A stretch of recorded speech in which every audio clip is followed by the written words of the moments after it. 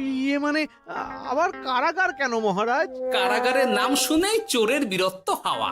মন্ত্রীর শুধু একটাই কাজ, চুরি করে খাওয়া। গরম তেলে আর 5 ফোড়ন দিও না তো সভাকবি। 5 ফোড়ন নয় মহারাজ, দিন দিন গোপাল আর ওই মন্ত্রী মশাইয়ের সম্পর্কটা বিস্ফোরণের আকার নিচ্ছে।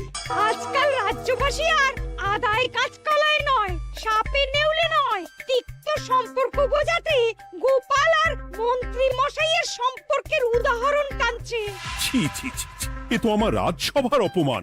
আমি চাই আমার রাজসভার সদস্যদের মধ্যে সুসম্পর্ক বজায় থাকুক, কিন্তু এই গোপাল আর মন্ত্রীটা এই যে গোপাল আর মন্ত্রী, তোমরা দুজন কান খুলে শুনে রাখো।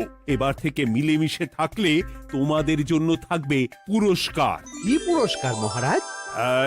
এই যেমন ধরো, তোমাদের বেতন বাড়াতে পারি, আবার আমি খুশি হয়ে দুজনকে কয়েক বিঘা জমিও উপহার দিতে পারি, অথবা থলে ভর্তি সোনার মোহর। মিলেমিশে থাকলে এত সুন্দর সুন্দর উপহার পাওয়া যাবে জানলে আমরাও না ওই নিজেদের মধ্যে ঝগড়া করতাম আর তারপর ওই পুরস্কার পাওয়ার লোভে ভাব করে নিতাম।